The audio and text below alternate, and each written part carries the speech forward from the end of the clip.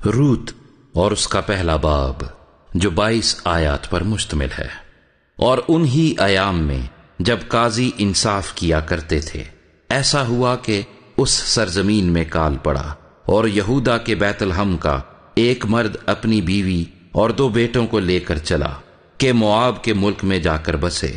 اس مرد کا نام علی ملک اور اس کی بیوی کا نام نعومی تھا، اور اس کے دونوں بیٹوں کے نام مہلون اور کلیون تھے۔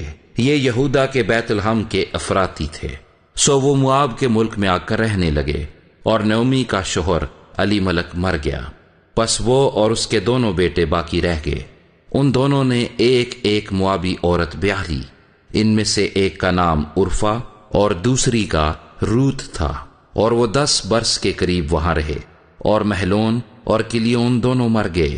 سو وہ عورت اپنے دونوں بیٹوں اور خاوند سے چھوٹ گئی۔ تب وہ اپنی دونوں بہوؤں کو لے کر اٹھی کہ موآب کے ملک سے لوٹ جائے، اس لیے کہ اس نے موآب کے ملک میں یہ حال سنا کہ خداوند نے اپنے لوگوں کو روٹی دی، اور یوں ان کی خبر لی۔ سو وہ اس جگہ سے جہاں وہ تھی دونوں بہوؤں کو ساتھ لے کر چل نکلی، اور وہ سب یہودا کی سرزمین کو لوٹنے کے لیے راستے پر ہو لیں۔ اور نعومی نے اپنی دونوں بہوؤں سے کہا، تم دونوں اپنے اپنے میکے کو جاؤ، جیسا تم نے مرحوموں کے ساتھ اور میرے ساتھ کیا، ویسا ہی خداوند تمہارے ساتھ مہر سے پیش آئے۔ خداوند یہ کرے کہ تم کو اپنے اپنے شوہر کے گھر میں آرام ملے۔ تب اس نے ان کو چوما، اور وہ چلا چلا کر رونے لگیں۔ پھر ان دونوں نے اس سے کہا، نہیں، بلکہ ہم تیرے ساتھ لوٹ کر تیرے لوگوں میں جائیں گی۔ نعومی نے کہا، اے میری بیٹیوں، لوٹ جاؤ، تم میرے ساتھ کیوں چلو؟ کیا میرے رحم میں اور بیٹے ہیں جو تمہارے شوہر ہوں؟ اے میری بیٹیوں، لوٹ جاؤ، اپنا راستہ لو، کیونکہ میں زیادہ بڑھیا ہوں اور شوہر کرنے کے لائق نہیں۔ اگر میں کہتی کہ مجھے امید ہے، بلکہ اگر آج کی رات میرے پاس شوہر بھی ہوتا اور میرے لڑکے پیدا ہوتے، تو بھی کیا تم ان کے بڑے ہونے تک انتظار کرتی اور شوہر کر لینے سے باز رہتی؟ نہیں میری بیٹیوں، میں تمہارے سبب سے زیادہ دلگیر ہوں، اس لیے کہ خداوند کا ہاتھ میرے خلاف بڑا ہوا ہے۔ تب وہ پھر چلا چلا کر روئیں، اور عرفہ نے اپنی ساس کو چوما، پر روت اس سے لپٹی رہی۔ تب اس نے کہا، دیکھ، تیری جٹھانی اپنے کنبے اور اپنے دیوتا کے پاس لوٹ گئی، تو بھی اپنی جٹھانی کے پیچھے چلی جا۔ روت نے کہا، تو منت نہ کر کہ میں تجھے چھوڑوں اور تیرے پیچھے سے لوٹ جاؤں، کیونکہ جہاں تو جائے گی میں جاؤں گی، اور جہاں تو رہے گی میں رہوں گی۔ تیرے لوگ میرے لوگ اور تیرا خدا میرا خدا ہوگا۔ جہاں تو مرے گی میں مروں گی، اور وہیں دفن بھی ہوں گی۔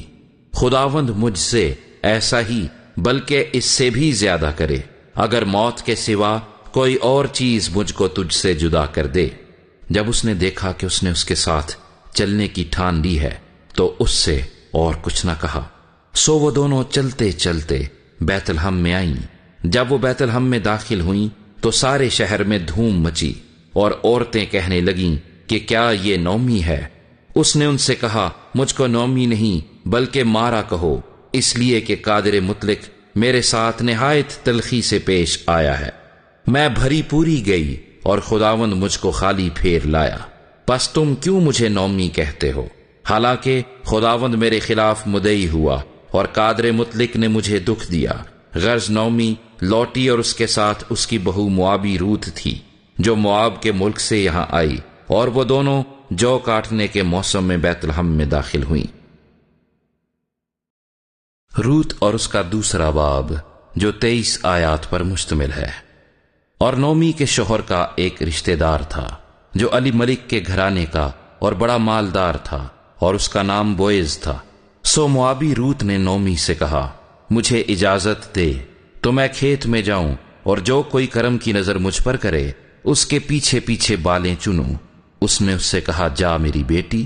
سو وہ گئی اور کھیت میں جا کر کاٹنے والوں کے پیچھے بالیں چننے لگی، اور اتفاق سے وہ بوئز ہی کے کھیت کے حصے میں جا پہنچی جو علی ملک کے خاندان کا تھا۔ اور بوئز نے بیت لحم سے آ کر کاٹنے والوں سے کہا، خداوند تمہارے ساتھ ہو۔ انہوں نے اس سے جواب دیا، خداوند تجھے برکت دے۔ پھر بوئز نے اپنے اس نوکر سے جو کاٹنے والوں پر مقرر تھا پوچھا، یہ کس کی لڑکی ہے؟ اس نوکر نے جو کاٹنے والوں پر مقرر تھا جواب دیا، یہ وہ موابی لڑکی ہے جو نومی کے ساتھ مواب کے ملک سے آئی ہے۔ اس نے مجھ سے کہا تھا کہ مجھ کو ذرا کاٹنے والوں کے پیچھے پولیوں کے بیچ بالیں چن کر جمع کرنے دے۔ سو یہ آ کر صبح سے اب تک یہیں رہی، فقط ذرا سی دیر گھر میں ٹھہری تھی۔ تب بوئز نے روت سے کہا، اے میری بیٹی، کیا تجھے سنائی نہیں دیتا؟ تو دوسرے کھیت میں بالیں چننے کو نہ جانا اور نہ یہاں سے نکلنا، بلکہ میری چھوکریوں کے ساتھ ساتھ رہنا۔ اس کھیت پر جسے وہ کاٹتے ہیں تیری آنکھیں جمی رہیں اور تو ان ہی کے پیچھے پیچھے چلنا۔ کیا میں نے ان جوانوں کو حکم نہیں کیا کہ وہ تجھے نہ چھوئیں؟ اور جب تو پیاسی ہو تو برتنوں کے پاس جا کر اسی پانی میں سے پینا جو میرے جوانوں نے بھرا ہے۔ تب وہ اوندھے منہ گری اور زمین پر سرنگوں ہو کر اس سے کہا، کیا باعث ہے کہ تو مجھ پر کرم کی نظر کر کے میری خبر لیتا ہے، حالانکہ میں پردیسن ہوں؟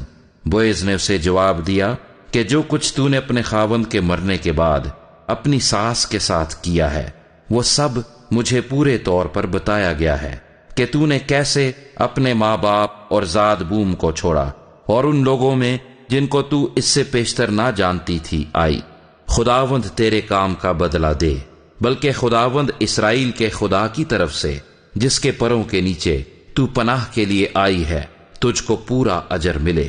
تب اس نے کہا، اے میرے مالک، تیرے کرم کی نظر مجھ پر رہے، کیونکہ تو نے مجھے دلاسا دیا اور مہر کے ساتھ اپنی لونڈی سے باتیں کیں، اگرچہ میں تیری لونڈیوں میں سے ایک کے برابر بھی نہیں۔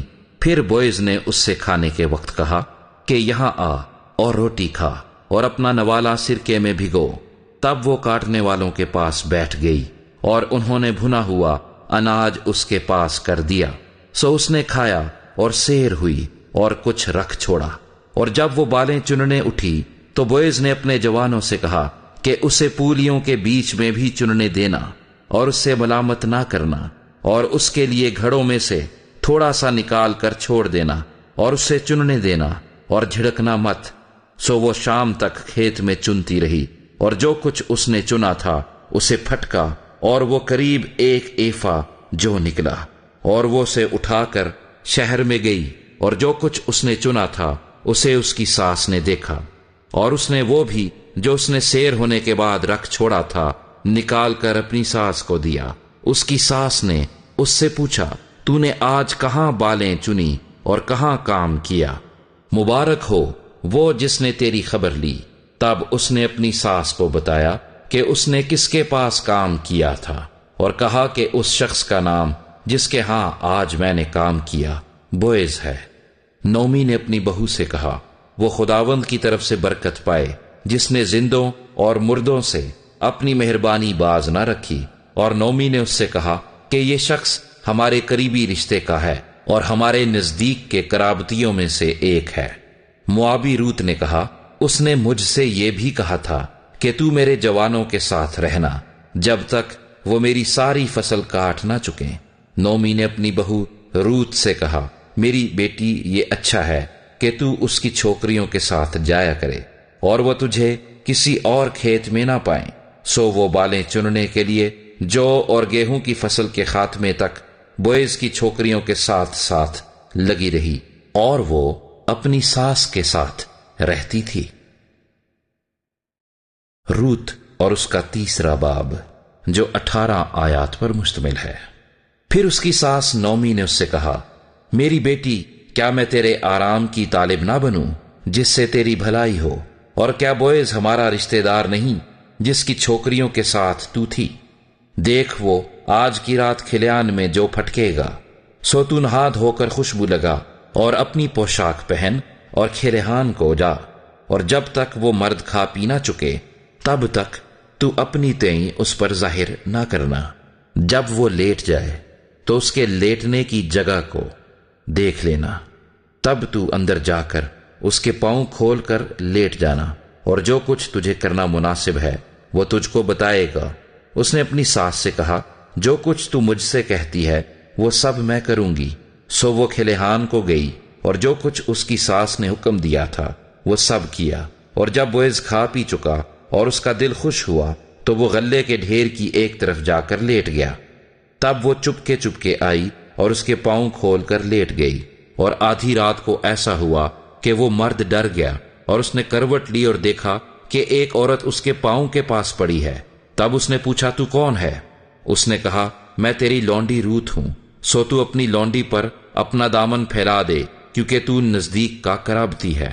اس نے کہا، تو خداوند کی طرف سے مبارک ہو اے میری بیٹی، کیونکہ تو نے شروع کی نسبت آخر میں زیادہ مہربانی کر دکھائی، اس لیے کہ تو نے جوانوں کا خواہ وہ امیر ہوں یا غریب پیچھا نہ کیا۔